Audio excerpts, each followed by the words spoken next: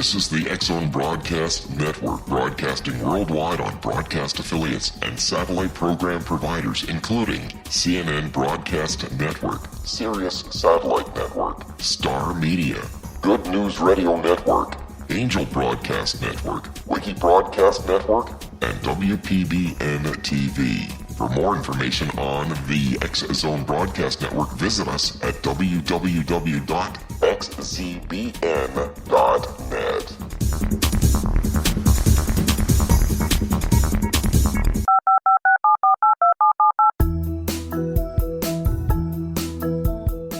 Did you know that when you're on the road with limited data or Wi-Fi, you can still listen to the X-Zone Radio Show with Rob McConnell, The Science of Magic with Gwilda Wiyaka, X-1, Dimension X, Space Patrol, and every minute of the X-Zone Broadcast Network by calling 213-401-0080, courtesy of Audio Now. No smartphone, app, or internet needed.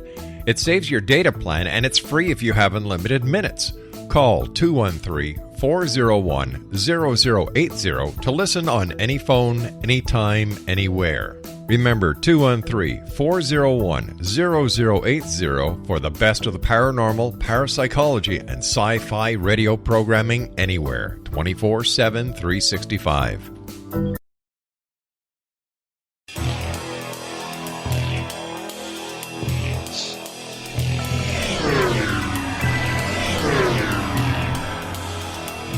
This is A Different Perspective with Kevin Randle.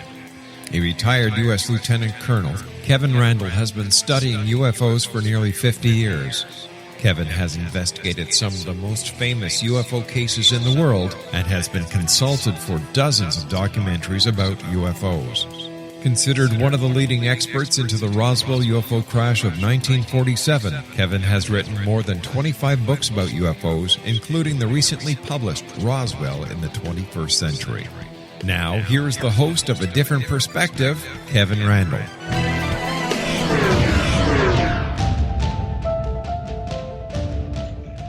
And good evening.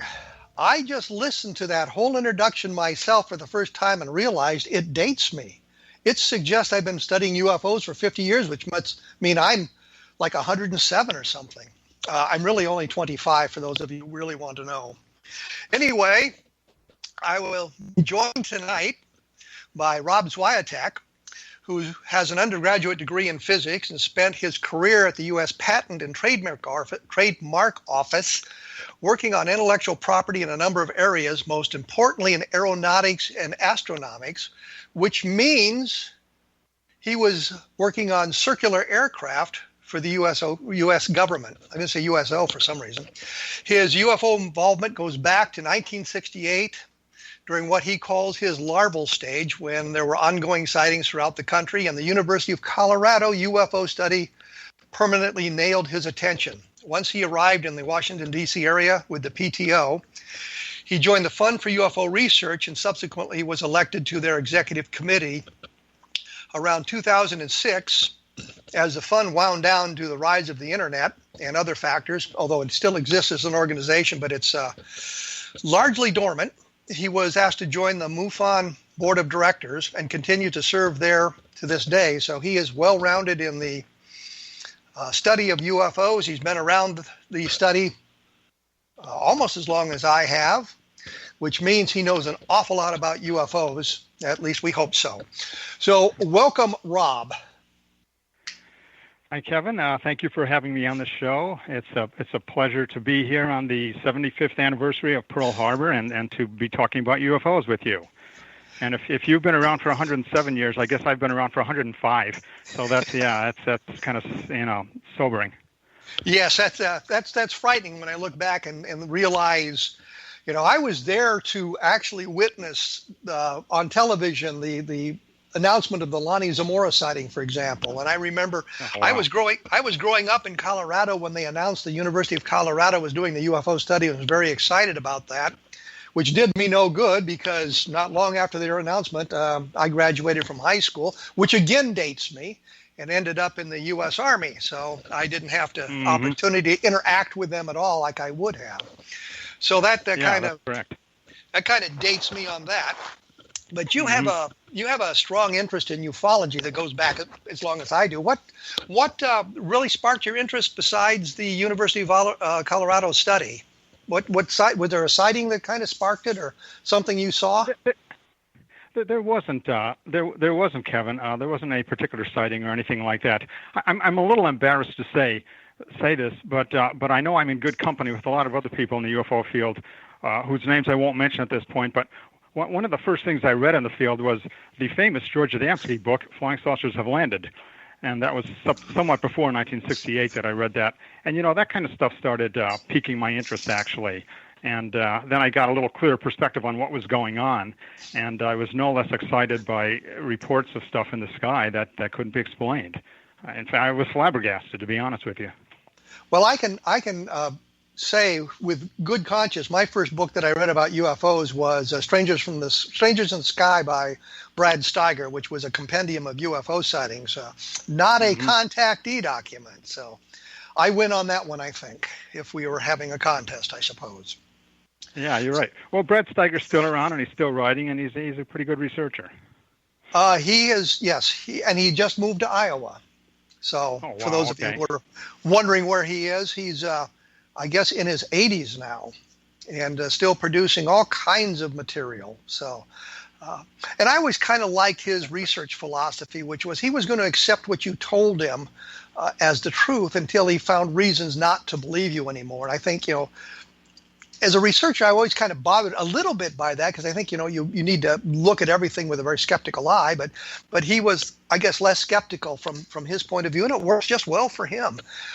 My first contact with him was on a sighting, a disappearance that took place in Wales in 1909, and I actually knew where he lived and how to contact him. So I called him and asked him about it, and he said, "Oh, don't worry about that case; it's a hoax."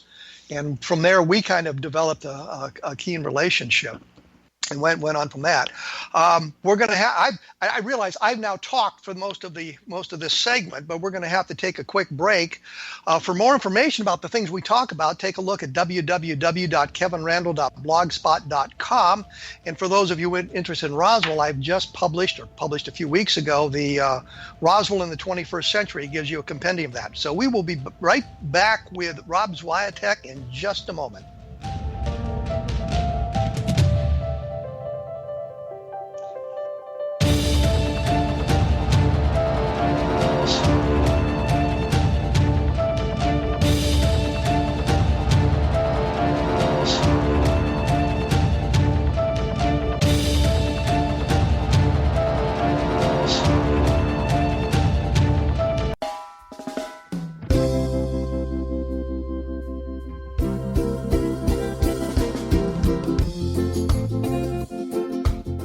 This is Johanna Carroll, host of Dialogue with Divinity on the X-Zone Broadcast Network.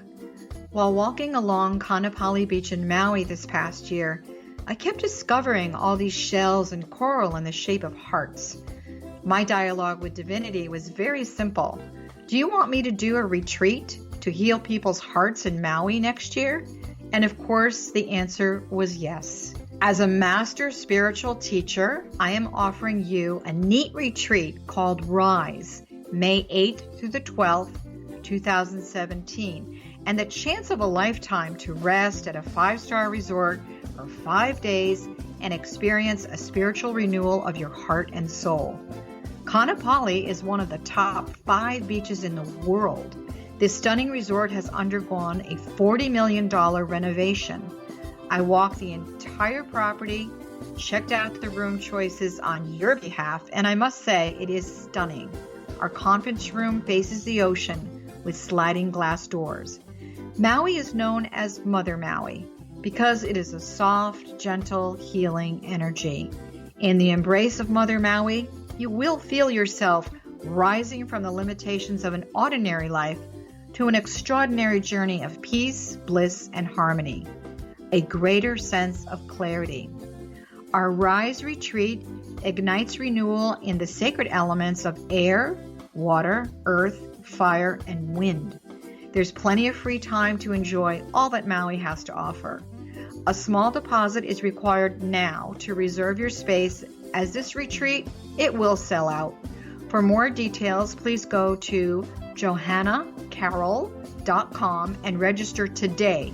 Aloha, and I'll see you in mystical Maui.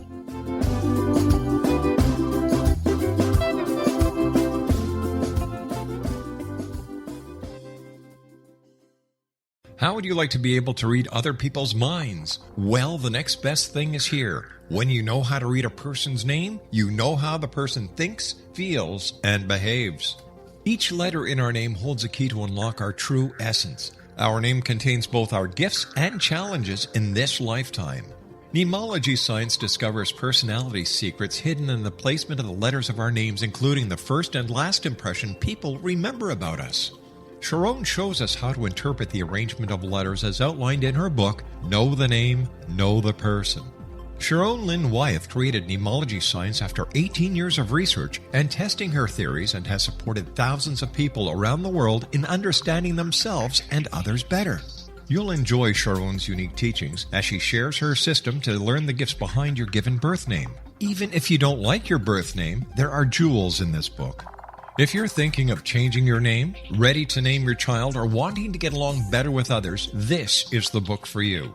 If you'd like to improve your relationships and change your life for the better, get the book today, Know the Name, Know the Person, or visit www.knowthename.com. That's www.knowthename.com.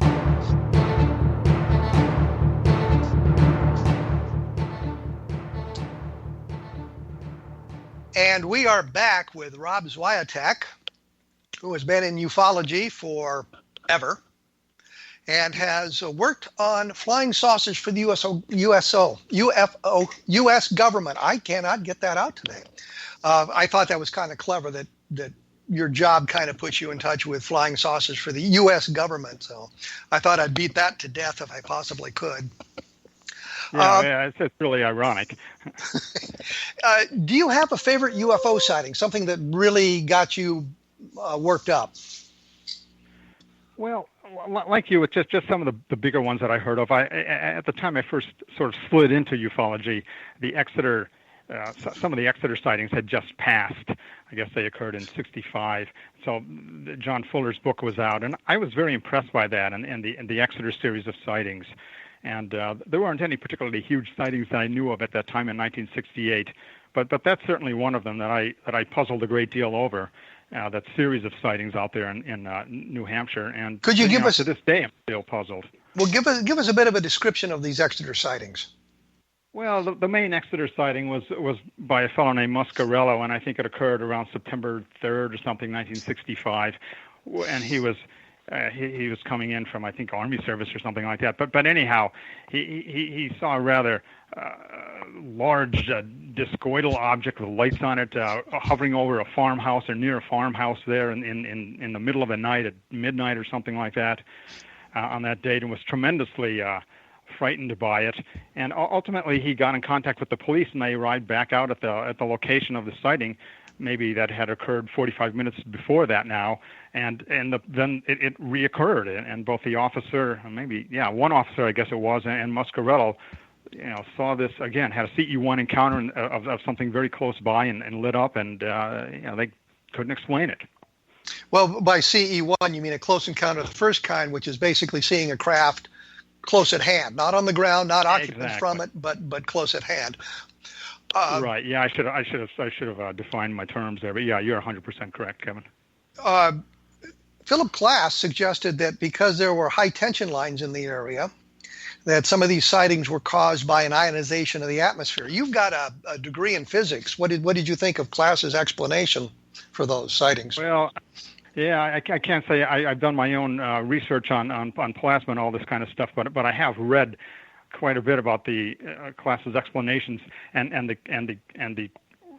rebuttal to it by Dr. James McDonald, who, as you know, was an atmospheric physicist, no longer alive, but he was pretty active in the early 70s and late 60s. He looked very closely at Glass's theories and found them basically groundless.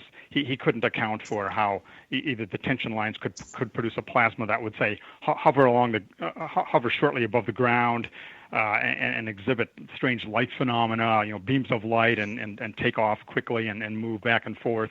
And he just basically canned his explanations as having any relevance to reality. It's not to say that plasmas don't exist.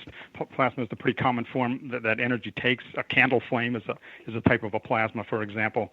But they don't move around in an intelligent manner like an aircraft and hover and make movements in response to what a human might do.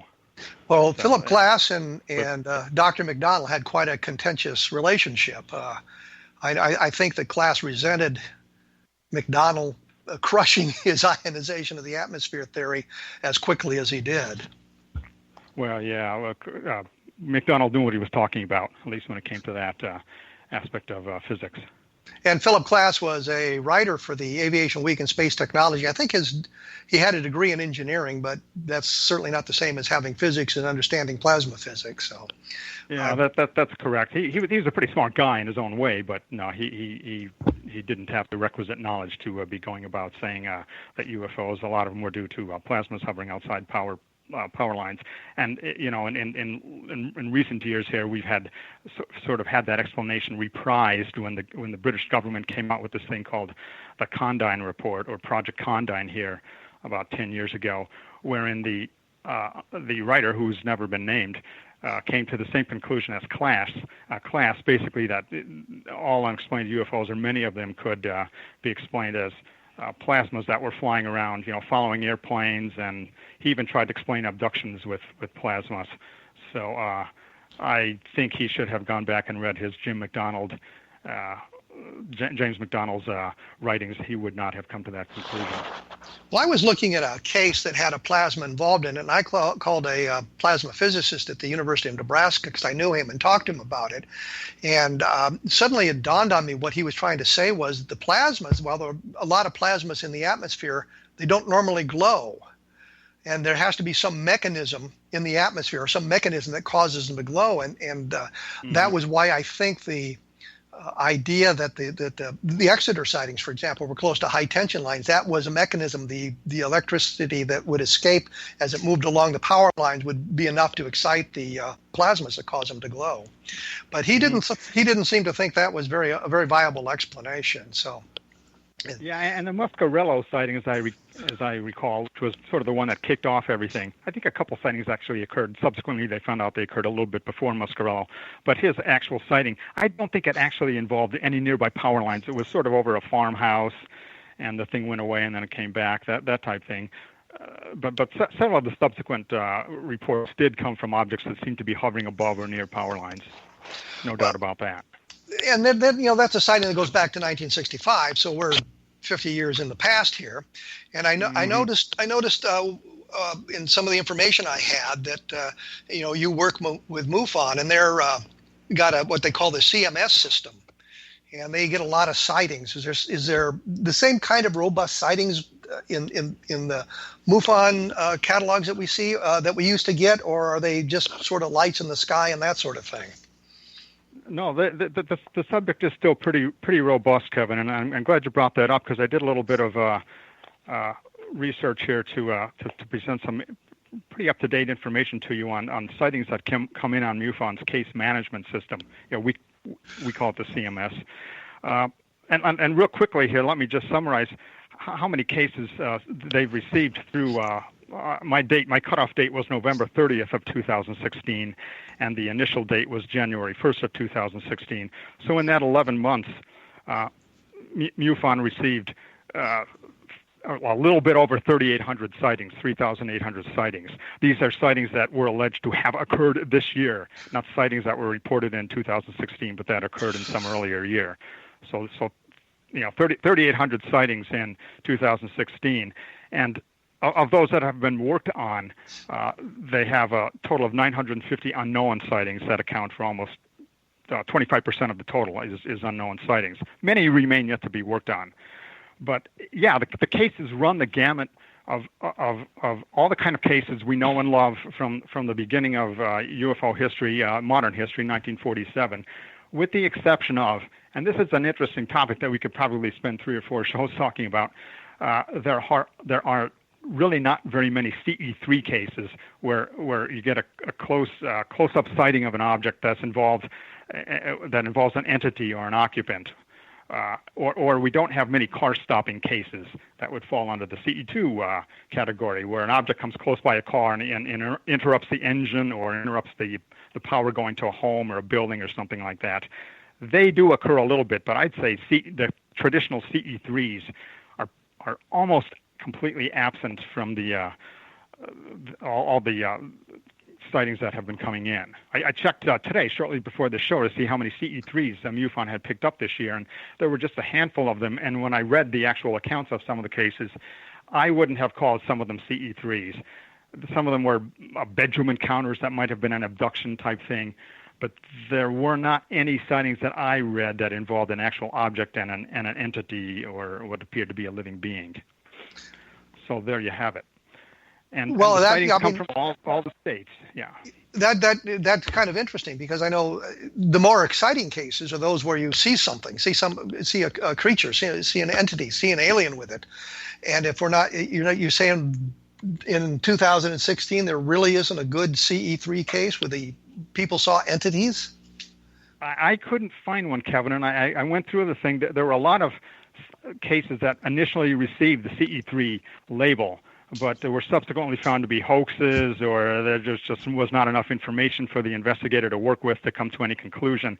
And in only a handful of cases did they deem that the case was an unknown. And those are the ones I sort of looked at. And like I say, I just didn't find anywhere.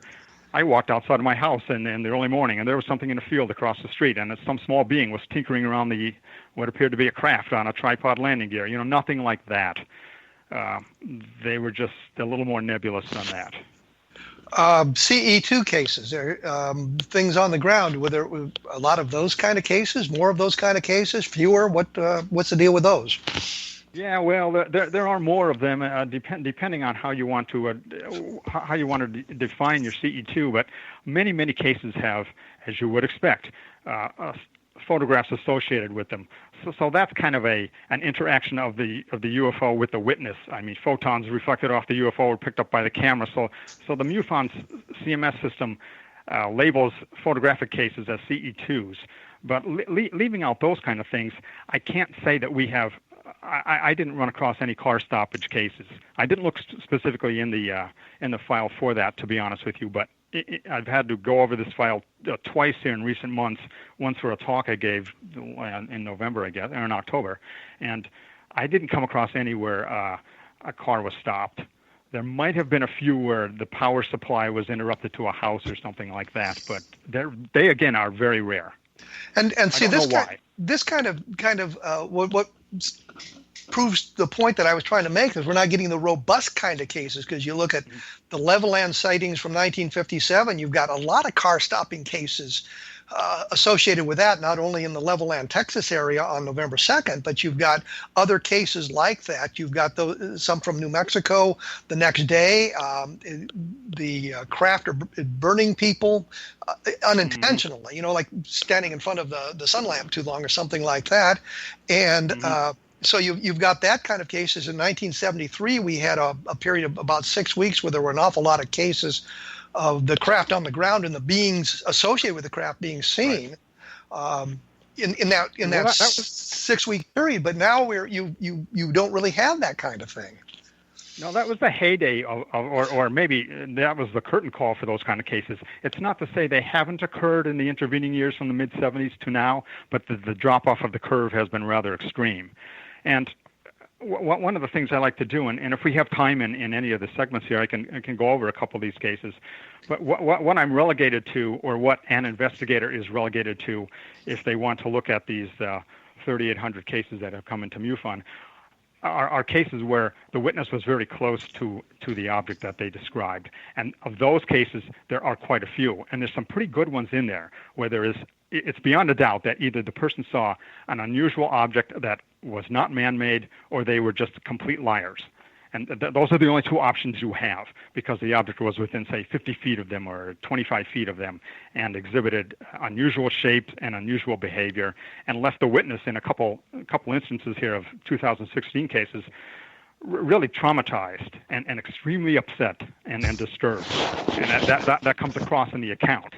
So I find that very interesting in its grist for a scientific mill, and I'm not going to let anybody off the hook on saying and this does not include you because you're not alleging this, but a lot of people are going to dismiss the UFO subject because there aren't any cases where they leave crushed vegetation anymore or affect a car or maybe creatures are seen. But no, there's a lot of cases where they're close. I'm going to have to break in here because we're going to have to take a break, and I realize I'm really up against it on this one. So we will be back right after this.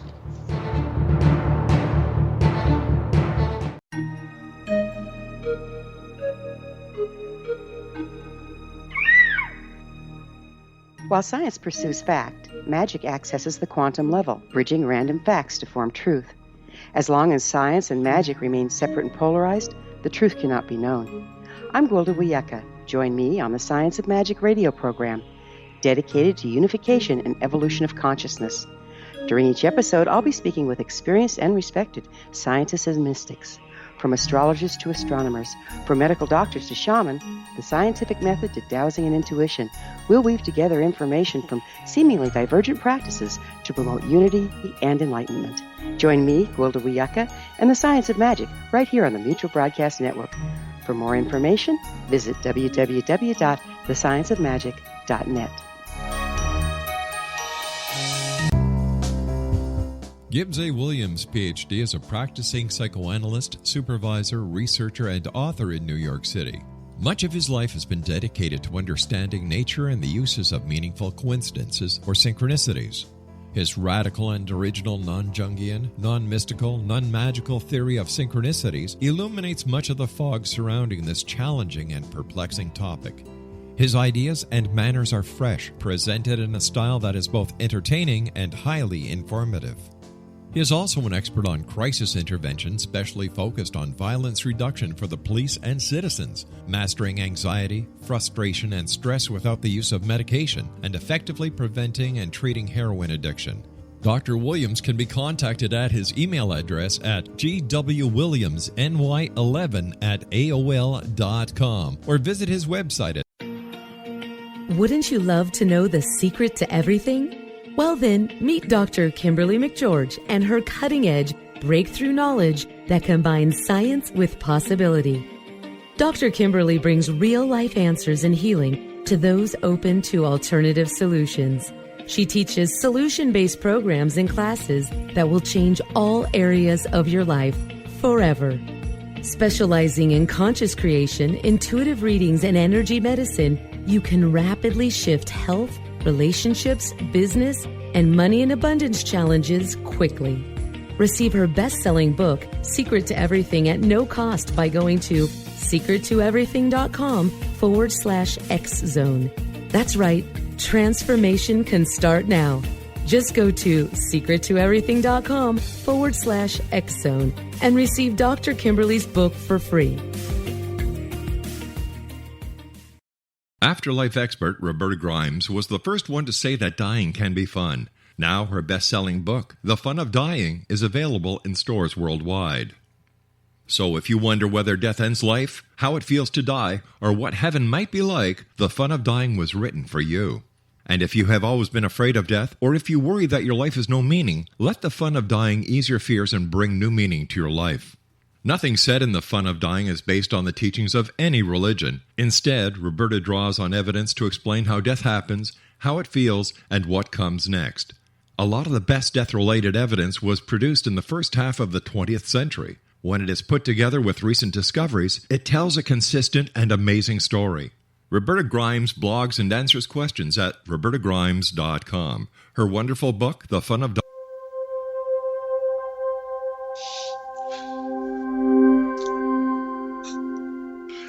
And we are back once again with Rob SWIATEK of the MUFON now, I guess, and formerly of the Fund for UFO Research, which is dormant. And before we went away, we were talking about some of the better cases, I guess, from 2016, and wondering if there was some where people saw the thing on the ground, some good cases where they were close. And you said that you had a couple of those lined up for us. So can you give us some of the details? Yeah, I do, Kevin. And anybody who isn't convinced that there's anything to the UFO subject needs to look into these kind of cases. The first one I wanted to just kind of briefly describe occurred in January 14th of this year, and it's a radar visual sighting. In this case, it was an Airbus 321 passenger aircraft, which was going from San Francisco to Philadelphia, and the pilot radioed into the control center, and he was over a place called Levan, Utah, Levan, Utah. The pilot wondered what the large orange square was that he could see off the nose of his aircraft. And at first, the control center said they weren't picking it up on radar. This turned out to be a lie. And subsequently... Wait a minute. Why do you say this is a lie? Yeah, because when there's a little bit of a backstory here, and maybe I shouldn't have used this case because it's a little complicated. But basically, when the pilot radioed into the control center asking what the orange object was and whether they had it on radar, the control center said, no, we're not tracking that thing. Some minutes later, i.e. 10 minutes later, and this whole conversation was heard by a ham radio operator on the ground. And the pilot again asked what he was seeing off the nose of his aircraft, and the air traffic control center said something like, "Wow, is it on the right side of your aircraft?" Well, now the pilot never said it was on the right side, but it turned out to be. And this conversation was picked up by this ham radio operator, who subsequently got in touch with MUFON, and the MUFON investigator, in conjunction with a radar expert that MUFON retains, requested the records from the FAA. So we got a little bit of the recording between the pilot and the air traffic control center, and we got the radar tapes. And well, this thing concerns me greatly because if you've got an object in the air around the airliner, part of the FAA responsibility, air traffic control responsibility, is keep separation on the objects in the sky. Keeping airplanes from flying into each other. And if the object was close enough to worry the pilot, was it coming at them? Was it pacing him? What was it doing? Well, it was pacing him, but the radar files or tapes indicate that the object was 12 miles away. That's pretty far. And the object, as seen on the radar scope,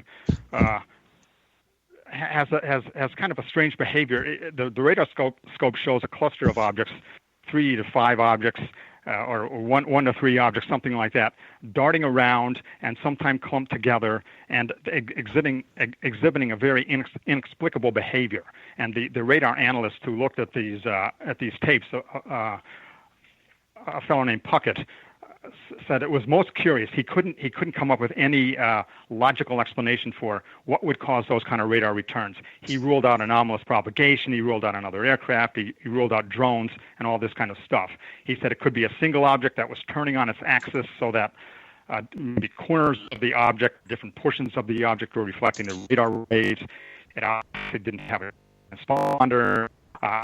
He could not explain it at all. That description of the radar seems to be a little bit at odds with the pilot apparently reported a large orange square of some type in the air at some distance from his aircraft. It seemed to be kind of close, but we don't have too much of the radar, of the pilot's conversation. He wasn't verbose, and we don't even have his name, so we can't follow up with an interview on him. But nonetheless, that's how matters shake out there. And there seems to be part of the conversation with the pilot that has been redacted from the tapes, and this is something that Puckett could only determine from looking at the physical tapes he got and running them through a computer. He saw remnants of an earlier conversation, that part of the conversation wherein the pilot asked the traffic control center whether they were picking up an object on radar, and that part has been deleted. So our only knowledge of that has come from this ham radio operator. So a bit of a complicated case, but yet it seems something kind of odd occurred there over the skies above Utah there in January. Well, I guess the thing that strikes me, as I said, is you've got an object on radar that is around a commercial airliner And it seems as if the radar operators aren't too concerned about it, even though, I mean, if it's 12 miles away and it's really not moving toward the aircraft, I mean, it's not that much of a danger, but still, I would think that would be some kind of a problem that they have. Especially, I would imagine the aircraft was at cruising altitude, 35,000 feet. And yeah, the object, it was at 31,000. And the object was at the same flight levels, basically the same flight level, below or above the airplane? Yeah, the radar doesn't have an altitude altitude range associated with it. Some radars do. This particular one didn't. Puckett was telling me in a conversation, and that's been true for a long time with about a lot of radars. At least the radar was about 100 miles away from the aircraft, and it wasn't picking. It couldn't tell what the altitude was above the ground of the unexplained signals. But the pilot indicated, the ham radio operator who was listening to the pilot indicated that as time went on, the pilot was getting more agitated with his requests and in his conversation, and he wanted to know what that thing was, and he did indicate that it was pacing or seemed to be, following his along with his aircraft. So the pilot was quite becoming concerned about the object in the air with him. Exactly right. And but the sighting first occurred about 12:05 a.m. I think it was on the 14th of January, and it basically ended at about 12:30, half an hour later. And that's the envelope of the for the request of data that Puckett asked for. He asked for any data between 12 and 12:30, and so we don't know if something happened, say, at 12:45. Wouldn't the FAA be required to report this? This anomalous? I honestly don't know. Yeah, I honestly don't know, Kevin. So I hesitate to say they should be or not. You would think they would be extremely concerned about what was seen up there. Now, some people said, well, something was burning on the ground, and the pilot saw something burning on the ground, like a field or a controlled burn or something like that. But bear in mind, it was illegal to have controlled burns, at 12:30 in the morning, and moreover, it's a desert territory underneath the aircraft. There are no extensive fields of brush and trees and vegetation. And the investigators went out and drove around that area that corresponded to where the pilot had been above, and didn't find any burned fields. And they combed through newspapers, didn't find reports of the fire department being called out. So when all is said and done, we're left with an unexplained sighting not too far from an aircraft. But what's more important, they're saying, well, it was fire on the ground, but it was seen on the radar. So when was the last time a fire on the ground was seen on the radar? Exactly. And the fact that the radar was about 100 miles distant from the aircraft, again, rules out anomalous propagation. A lot of anomalous propagation. Not all of it occurs fairly close to where the beam emanates from the transmitter. And then the beam can pick up stuff on the ground and buildings and traffic and stuff like this. But 100 miles out, the beam is pretty far above the ground, and the aircraft was at 31,000 feet. And some of this radar can pick up smoke and stuff like that, and weather radar can. And there was no indication on weather radar that any smoke or anomalous propagation was being recorded. Well, speaking of weather radar, there's weather radars in the cockpit of the aircraft. Did he see anything on his radar? Was there any conversation that would have led to that conclusion? There's no conversation on that. If he was picking up anything, he apparently didn't voice these concerns to the ground. And if he didn't done that, then the ham radio operator who was listening in wouldn't have heard anything like that. No, he didn't report that either. No, he did not report that either, which would have been a significant thing in the case investigation. But no, that didn't come out at all. I know in some UFO sightings, the cockpit radars do pick up the objects. With the Japanese JAL 1628, I think it was, mm-hmm. they had indications on their cockpit radars that something was close by.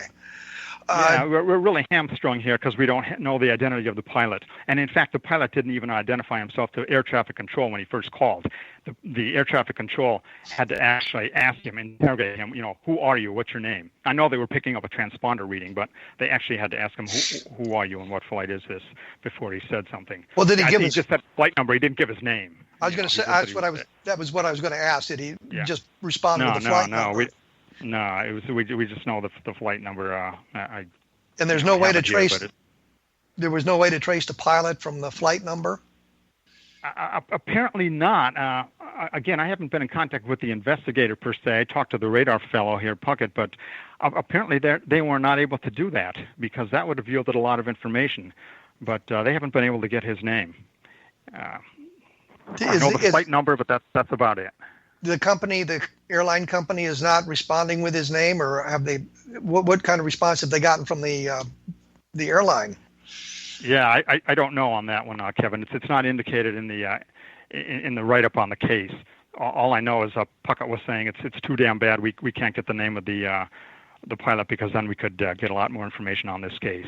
But yeah, it's just not available to us. I'm sure they've tried and they've gone as far as they can, but it's American Airlines Flight 434, and that's as good as it gets. Well, now we know what airline to stay away from. Their pilots see UFOs. No, I shouldn't say that. That was me. Or if you want to see a UFO, you take American Airlines. But I mean, that's kind of the response you get from a lot of people too. Is well, the pilots are up there seeing UFOs. Can we trust that airline?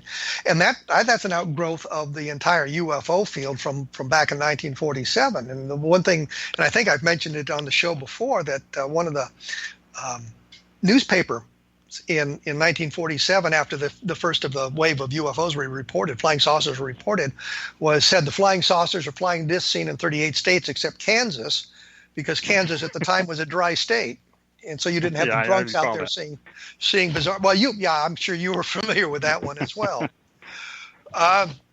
You said something about drones. Is there problems with drones now being reported as UFOs?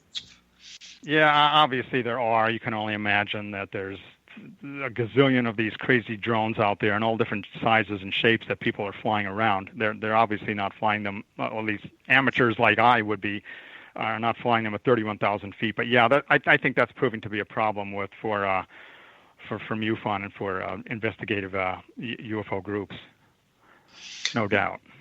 And movie footage or video footage, pictures of drones in the distance that causing trouble? Yeah. Invariably they do, Kevin. One of the problems with the MUFON system is we do get an awful lot of pictures and videos and phone video and other video, and man, a lot of it really hasn't improved in quality since the 1950s. And you know what I'm talking about. A blurred light in the sky, or just a light with nothing around it to show context in a black sky. We're still getting all those kind of things, only more of them. Well, we're going to have to take a quick break here because we're coming up against the bumper here. When we come back, we will talk a little bit more with Rob SWIATEK about what is going on with MUFON and hoaxes and photographs and that sort of thing. And for more information, take a look at www.kevinrandle.blogspot.com. And for those of you who are interested, take a look at the xzbn.net on your computer, and you'll get some good information there as well. We will return shortly. This is the X-Zone Broadcast Network, broadcasting worldwide on broadcast affiliates and satellite program providers, including CNN Broadcast Network, Sirius Satellite Network, Star Media, Good News Radio Network, Angel Broadcast Network, Wiki Broadcast Network, and WPBN TV. For more information on the X-Zone Broadcast Network, visit us at www.xzbn.net.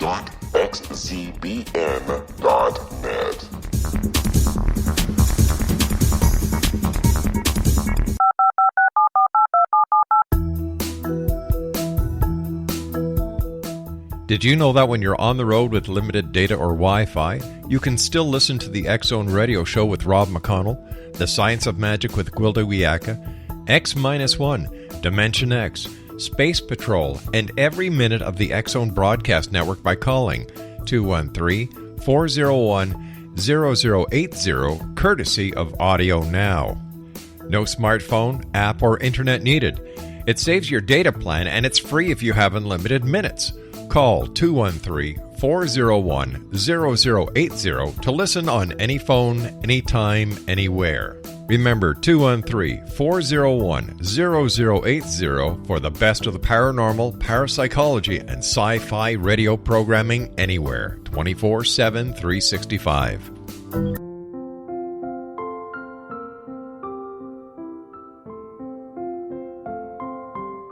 I am Dr. Carl O'Helvey, founder, president of a new cancer foundation focusing on evidence-based physical, mental, and spiritual interventions, including natural cancer cures, prayer, meditation, affirmations, nutrition, and other related holistic cancer prevention and cure modalities.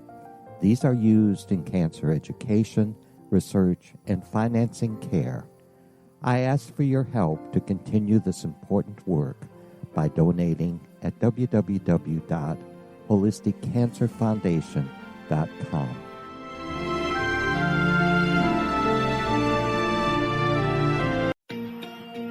Wouldn't you love to know the secret to everything? Well then, meet Dr. Kimberly McGeorge and her cutting-edge breakthrough knowledge that combines science with possibility. Dr. Kimberly brings real-life answers and healing to those open to alternative solutions. She teaches solution-based programs and classes that will change all areas of your life forever. Specializing in conscious creation, intuitive readings, and energy medicine, you can rapidly shift health, relationships, business, and money and abundance challenges quickly. Receive her best-selling book, Secret to Everything, at no cost by going to secrettoeverything.com/X-Zone. That's right. Transformation can start now. Just go to secrettoeverything.com/X-Zone and receive Dr. Kimberly's book for free.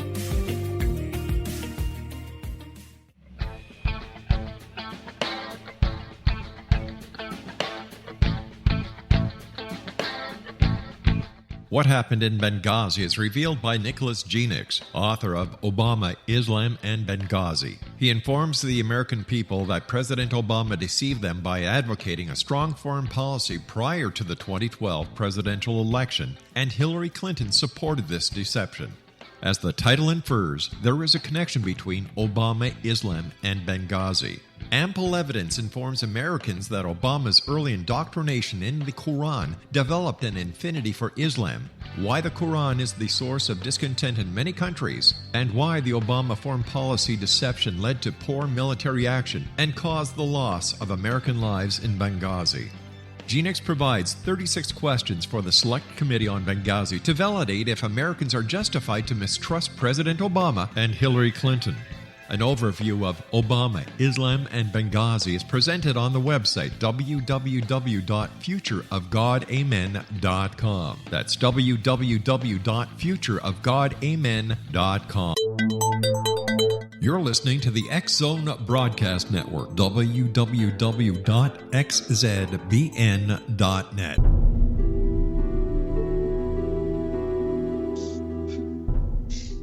And we are back with Rob SWIATEK, who's on the board of directors at MUFON. And for those of you who are interested in more information about what we're talking about, in these cases, you might take a look at the MUFON website. Just type MUFON.com into your search engine. It'll come up, and you can see what's going on with them.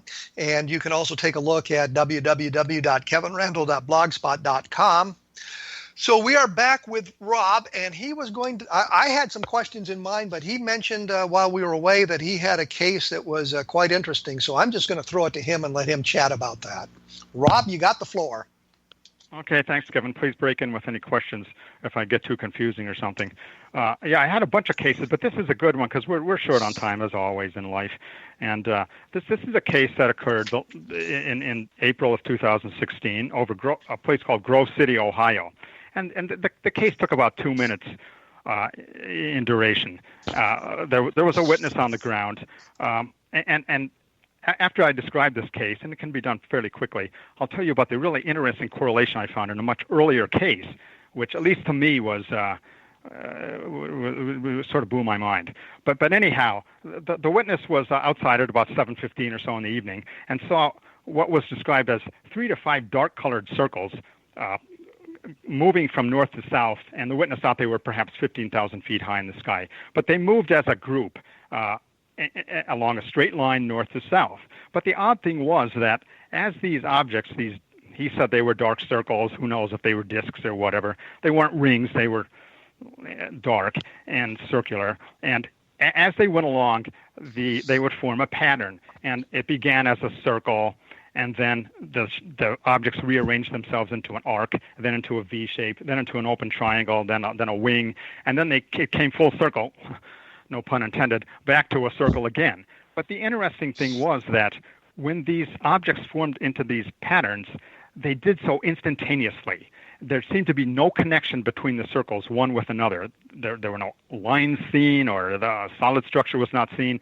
The witness could see the sky between the objects.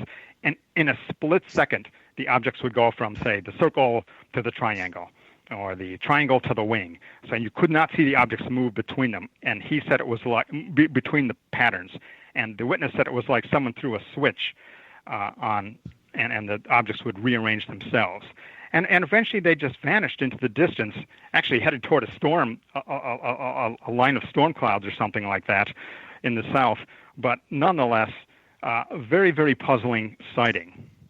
Now let's go 62 years back in time, if you will. And I came across this sighting from some records I had from Richard Hall, who used to be the chairman of the Fund for UFO Research and a good friend of mine and a legendary UFO researcher. Kevin knows well of whom I speak. And this was notes that Richard made on a case that occurred on August 1st, 1952 over Albuquerque, New Mexico in the evening. And a fellow saw about 10 glowing white objects moving across the sky, and these 10 objects were clustered together. At first, he didn't see that they had any pattern to them, and they were headed north. And as he watched, these lights shifted to a perfect V in a very precise manner, and then a few seconds later, they formed a new pattern. It happened to be 2 rows, parallel rows or something like that, with one row fitting in the gaps of the other row, and it moved across the sky like this. And the witness said their shifts in position were incredibly swift and fantastically violent. And so here we have the same object, the same phenomenon occurring 62 years before the one in Grove City, Ohio, where a person saw, okay, it was the lights in one case, it was dark circles in another. One was late at night, one was early in the evening. But here the objects are switching instantaneously, seemingly, from one pattern to another. And I just found that to be completely fascinating. And the witness said they made a flying saucers believer out of me with respect to the Albuquerque, New Mexico case. And an article on this case appeared in a newspaper at the time. So that's how we know about this case.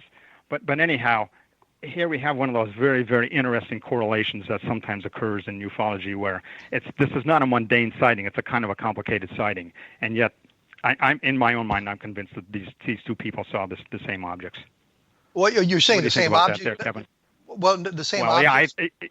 Yeah, the same type of object. Let's put it that way. I was going to say, or a group of objects from the same source. Right. Objects from the same source doing the same sort of maneuvers. Are there not the actual object? Don't get me wrong there, but no, it was just okay. I see that it only takes a couple cases like this before you realize that you don't need complicated Roswell-type incidents. You only need a few cases like this to realize that something really is going on that's inexplicable in our skies. Well, here's one thing that's always kind of, I've always kind of wondered about. We have lots of pictures of flying saucers, UFOs, but we really don't have pictures that match one another, taken at different times in different locations by different people. Can you think of a case where we've got virtually the same sort of object a picture taken at widely separated times, in widely separated locations? No, I really can't. Well, actually, I can sort of. Wow, you came out of the blue with that question, and there were a series of photographs taken, and in one case, a video, where an object was described as looking like a sphere with a square ring around it. And one of these cases was taken, I think, over Budapest, and another one was taken I want to say it was in Hawaii or something. I think it was a video that Bruce Maccabee looked at. But in each case, it was a sphere with a square ring. And one was taken over Kauai in Hawaii, a series of photographs. And then we had a video from Japan that showed a sphere with a square ring. So in these 3 or 4 cases, scattered over time and space, we have almost exactly the same objects pictured in the photographs. Which would suggest if you were a hoaxer, you wouldn't be picking that kind of a weird object to a hoax. You'd pick something that would be a bit mundane, like you see in the TV movies, or the I shouldn't say TV movies, the movies Earth versus the Flying Saucers type thing. Exactly. And some of these cases were multiple witness cases. They were pretty good, but virtually unknown to the field of ufology as a whole. You'd have to do a lot of work to find out where these cases are in the UFO journals and in the files. Well, I can help on one of them. I think the Hawaii case was actually featured in official UFO magazine in the 1970s. It was on the cover of the magazine, and you've got the palm trees and the hula girls and all of that. I don't remember the issue, but I remember the object, and I think that's the one you're talking about. So yeah, I think actually it's a different one. Because I sometimes vacation in Kauai, and the hotel where this object was photographed, I think it was photographed in like 1980 or something, or maybe in 1970, whatever. But yeah, it was. It doesn't show palm trees because the object had a high vertical elevation above the horizon, and color photographs were taken. I think a couple of them were taken, but yeah, I know exactly where in Hawaii that was because I've been in that actual little hotel. It's still there, and it's an inexplicable kind of a case. The photographs are quite good, actually. They're fairly clear, and Maccabee did a good investigation of the case, and just drew a blank at the end of it. And for those who are interested, Bruce Maccabee is a physicist who worked for the U.S. Navy for a period of time. Well, for his career, actually. So that's Dr. Bruce Maccabee, and you can find him by searching the web and that sort of thing. If you are interested in more information about who Dr. Maccabee is and what his research has shown over the years. We got just a couple of minutes left here, and I just wanted to ask you one quick question. Are hoaxes causing you guys a lot of trouble? Yeah, they pose a problem, and it's something that all the investigators are cognizant of. They do find that hoaxes to be a relatively small percentage of the cases. The Air Force always found they were around 3 to 5%. I don't know what the MUFON percentage of cases being a hoax is, but I think it's in that same ballpark. Let me rephrase the question. That's a problem. Let me rephrase the question for you. Hoax videos that show up on YouTube, are those causing trouble? Only if someone submits them to the CMS system, where then somebody really has to look into them. To be honest with you, and to be frank, the photographic cases are a big problem for MUFON, hoaxes as well as genuine ones, because we don't have enough photo analysts to go through literally, I would probably think several hundred a year. And we have a fellow named Mark D'Antonio, but he has a regular job. He can't spend full time looking at these things. And there aren't too many qualified people who can sit down and parse these sightings to say, oh, this is a hoax, this is maybe genuine. But I can say that the quality of a lot of them that I've looked at is people just sort of shove anything under the transom, and some of them are pretty bad. Like it's just a smudge of light in a dark sky, and it could be a genuine UFO, whatever the UFOs are, but there just isn't enough information to work on, and they sort of just use up a lot of time, and that's the problem with these. There aren't a lot of really great, clearly obviously unidentified cases out there in terms of photographs. So MUFON doesn't have somebody. There were. MUFON doesn't have somebody trolling YouTube looking for the videos that are thrown up there almost on a daily basis to see if any of those things. Yeah, you've got to fill out your case management form if you're a witness, and put in a bunch of information: where you saw it, what time it was taken, who you are, how you can be contacted. So it's not the easiest thing in the world to just put an anonymous thing up there. And I'm not so sure that they'll assign an anonymous case to investigators. There has to be a point of contact so you can interact with the witness and interview him or her. Well, Rob, we've just run out of time here. I want to thank you for coming on to the program and sharing your information with us about what's going on in 2016 and that sort of thing. And we will be back next week with Robert Schaefer, who is a skeptic of UFOs and that sort of thing. And for those of you who want more information, take a look at www.kevinrandle.blogspot.com and take a look at the MUFON website if you want to learn more about UFOs. We will return in 167 hours with a new program. Thank you for dropping by.